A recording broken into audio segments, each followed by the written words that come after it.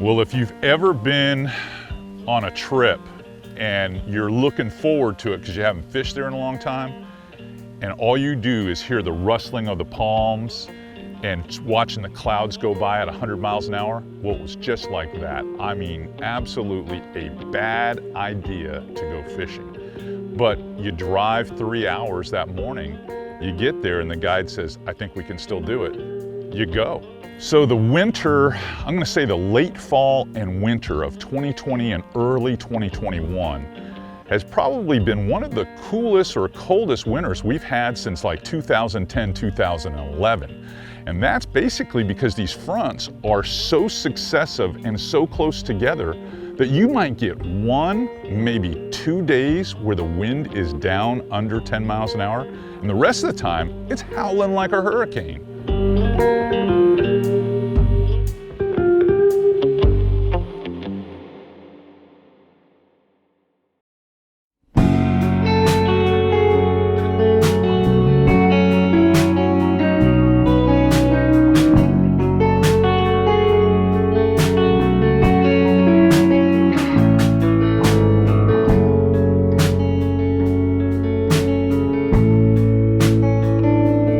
I doubt we'll see more than 2 foot of depth today. You know, maybe once the tide completely drops out and we hit some channels, but. Looks like that wind is really venturing through that little cut there. There's a blowout right there, dude. And it seems only fitting that you'd be sitting on the leeward side of this wind-driven current here. Just waiting for something. So this year is the first time that we're back inside of an El Nino cycle, which is about every 10 years we tend to have a very cold winter. This year is no exception. From basically starting around Thanksgiving until now, we have had relentless cold fronts that come down. When these happen, you know, we have due northwest winds, which really just drives the water out. So we tend to get the lowest low tides of the year. It really makes fishing somewhat tricky, but at the same time, it really draws the fish out from inland creeks and bayous and stuff and concentrates them in heavy numbers. Captain Codty Pierce came highly recommended from the exec level there at Hells Bay Boat Works. They knew I was looking for a professional guide to fish with down in Charlotte Harbor, and I needed someone that's on the water a lot. And they just said, hey, you need to give Captain Codty Pierce a shot. He's a young guide that is very determined. And I learned that in the first 2 hours, because anyone that says, hey, this is a good idea to go fishing is pretty damn determined. There he is. There he is. I mean, he stopped it, Cody. He did. He stopped it. Great job, pal. Full nice grown. Fish, too. Full grown. Well, it just goes to show you that you don't know until you go. That's right. These are the days where you can really get them, too. Mm-hmm. And again, it was your direction about taking the cast right down the slick tide line. Nice fish here. It is a good looking fish. Definitely an oversized fish. Absolutely. You know, and that paddle tail on a jig head, like you say, is it's bread and butter. It's simple, and in conditions like today, I wanted to throw some of my hard baits, and hopefully we'll get in a spot in a creek where I can, but I mean, and it really matters, having that, you know, jig head and the soft plastic will get the job done. But when I have to fish hard like this and throw into wind, Cody, you got to throw into the wind, you got to have something like this. You know, and there can't be a more picturesque, perfect time, you know, for the power pole. This is when you absolutely need it. Days like today, it proves its worth tenfold. You know, this is an old color. It's avocado red flake, kind of a bass color, but look at that. Nice specimen. Malachet gold, baby. That's right. The old red, white, and blue. Nice fish.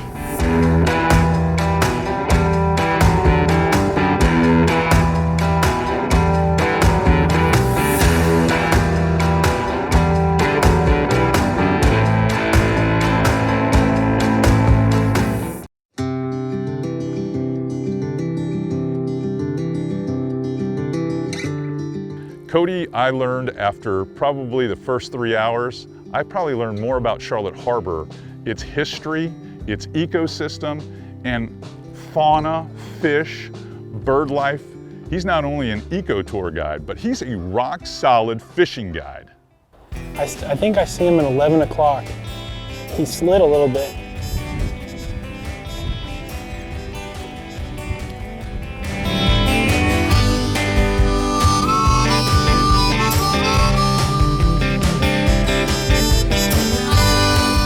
We saw enough of them moving through those little salt and pepper holes along that edge. You did. You executed a perfect cast there and fed him. It was nice.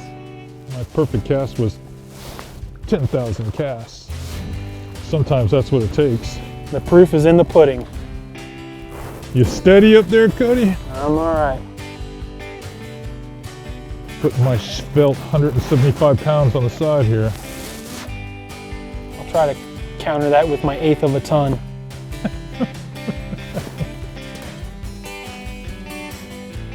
Little trout eye jig head.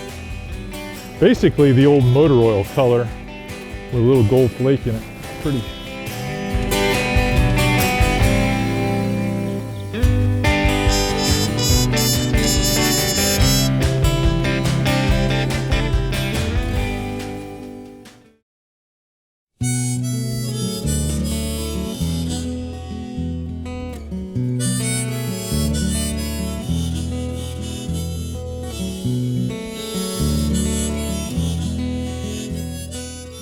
When I fish Charlotte Harbor, and I've been fishing Charlotte Harbor actually since the mid to late 80s, so that's a long time.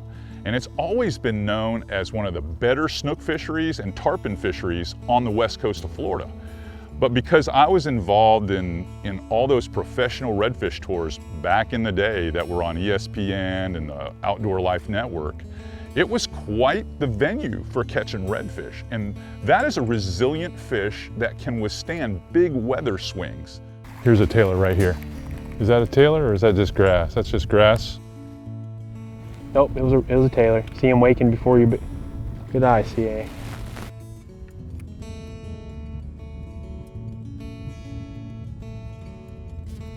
Got him. Yes, C.A. Ooh. Yes, sir. Now that was a sight fish, redfish. That is how you do it. Yes, sir. That was textbook perfect. Slide it up, let it be his idea. That is the correct saying. Let it be his idea. Let it be his idea. And you know, Cody, that's where a casting setup, short rod, really is a huge advantage and strength. Because that would have been tough if you're slinging a 7.5 foot spinning rod. That would have been tough. He is digging. That's what I love about wintertime red fishing. These fish just have they're unbelievable. Yeah, you're right, because you get into those high temperatures in the summer when there's so many reds around, but then they don't fight very hard. You get one run, they're done. Yep. It's amazing how great your fishery is here. It's still one of the best fisheries in the state. And in lieu of all the issues. Yes. That just goes to show you why it's so important that we try to preserve and to continue to do the right thing, because it is worth saving. Yeah. You know? Come on in here, Mr. Rusty. Nicely done, C.A. And what a slob of a slot fish. All right, I'm not gonna put my fingers in his gills. I'm just under that plate right there. Just need to be able to get this out of his tongue. Avocado red glitter. What a gorgeous fish. I mean, that is gorgeous. Unbelievable. Perfect spots, a little bit of blue. You know, he's still showing signs of maturity. Fins all up. Mm-hmm.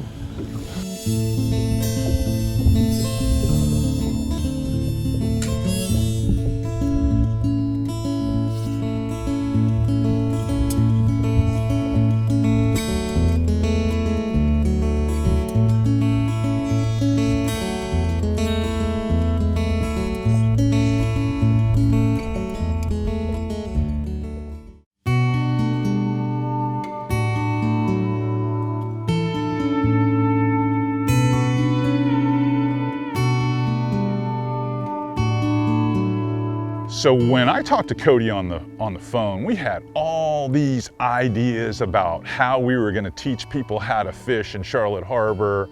We're gonna do this cool stuff where we're gonna throw Paul Browns for big trout, and then we were gonna throw Ned rigs to sight fish for reds, and none, I mean none of that crap happened. Nothing, zero.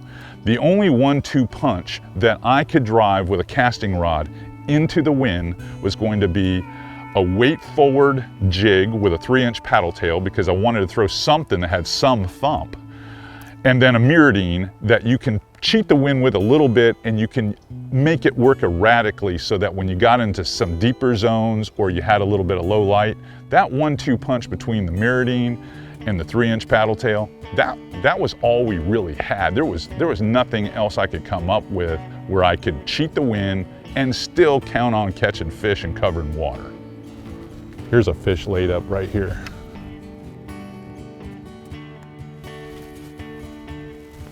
I'll get up ahead of him. Nice trout. Good job, C.A. Woo! Almost enough. There's a nice red up there on shore too. That's just waiting for you to get this one off. You just gotta bomb them. Yes, you do.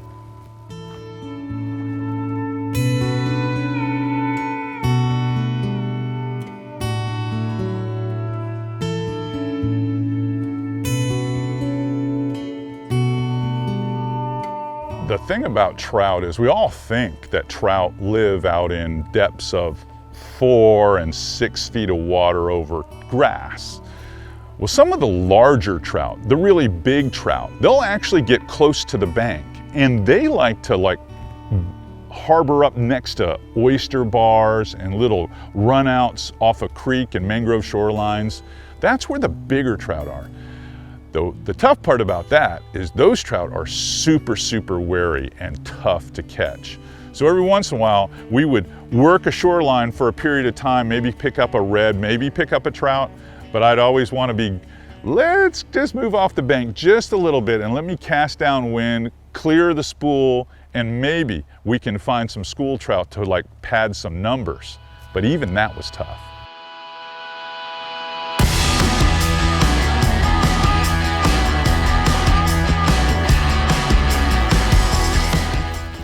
Decent trout too.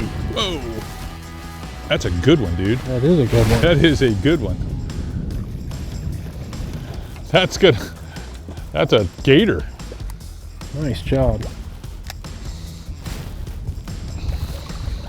I mean, he dog boned it. Went back to the mirrodine, and that was the trick.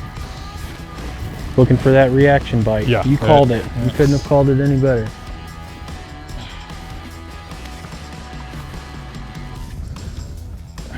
Nice looking fish too, bud.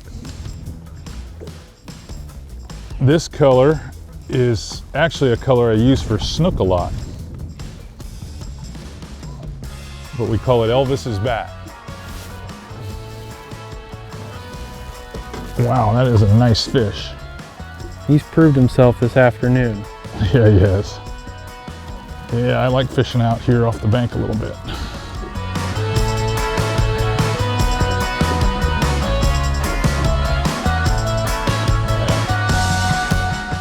Touching his gills. That is a beautiful fish. Nice trout. What you expect to see in Charlotte Harbor. We'll put him back in the drink. Then we'll do this again.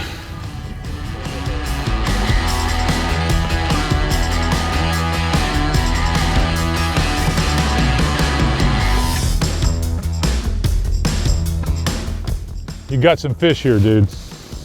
You got some fish here. I say we keep that 40, 50 yard edge, 2 foot of water. I agree. And that little great call on your part. Yeah, I just felt like the reaction bite was going to be better than sometimes you just can't fight it.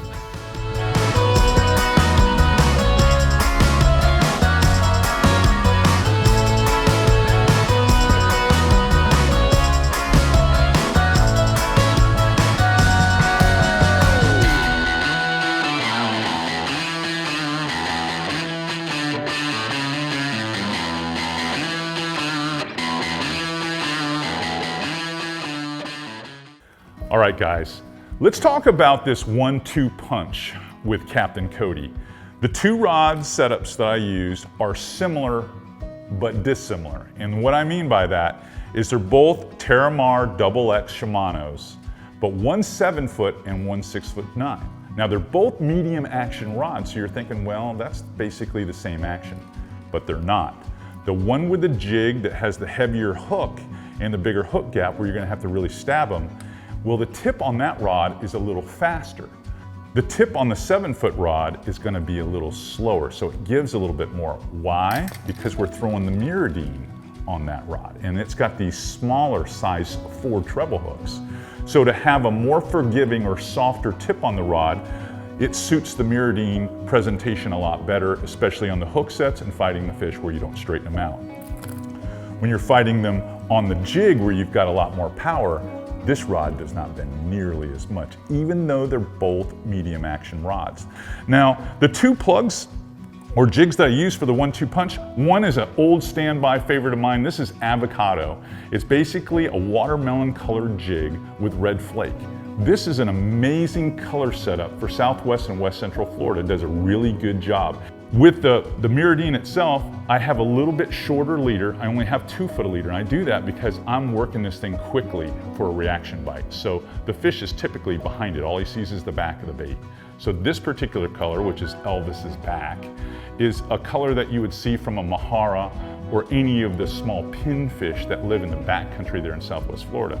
Both these reels are spooled up with 20-pound Power Pro. I've got moss green color on one rod, blue on the other, and that's just so that I can tell the difference what rod's down there, because I usually have this blue one is one of my favorite reels. It's the Shimano Corrado 200XG, and it's got a little bit wider spool and it's got a little bit bigger power handle. This other reel with the moss green on it is the Kronar. This is the Shimano Kronar. This is the 150XG. It's a sophisticated reel that really unloads well, but on this soft rod, the braking system on it is a little bit better, I feel, than the one that's on the 200XG. So I can feather this because this is a lot slower rod, being 7 foot long versus the 6'9".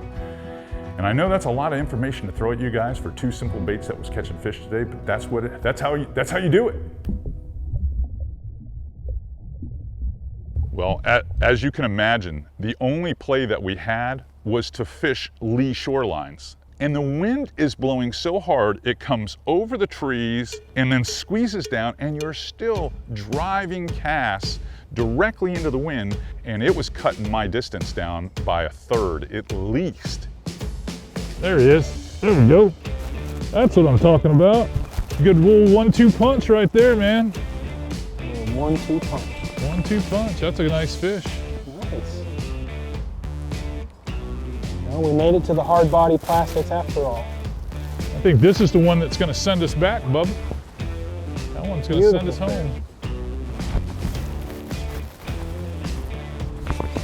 Woo! Come on now. Hot diggity dog. That's a good one. Only the best for the best. Yeah, that's a. This guy here, he's got a bag of tricks. He's got a bag of tricks, man. Hey. I mean that. Come on, buddy. We only want to make you famous. Well, you saw when I picked this rod out from underneath the gunnel, I said, this is my buggy whip. Texas buggy whip. My Texas buggy whip. Woo! What an awesome day of fishing. Day. Cody, you showed me some places in Matlacha that I hadn't fished.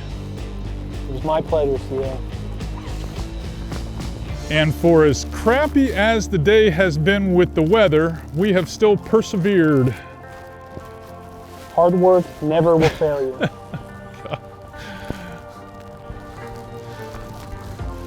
You know, I set the drag on these things at the shop, and I set it so low, and I basically use my thumb as added drag. But I think I finally wore this guy down. It's a beautiful specimen. I just tied that mangrove honey on to now try. that you got a handle on him, I'm going to power pull down. All right. He's under control. What a great day of fishing. It has been. I mean, Charlotte Harbor, for all the things that it has been faced with and challenged with since 2018, It's still one hell of a fishery. It truly is. One hell of a fishery. We were very lucky to call this place home. All right. See if the old man can get down here and get this last one off before we head back to the tarpon lodge and get cleaned up for dinner. What do you say? Sounds like a plan. Captain Cody. Oh man, he absolutely. He wanted it. He wanted it like you and I want a cheeseburger right now.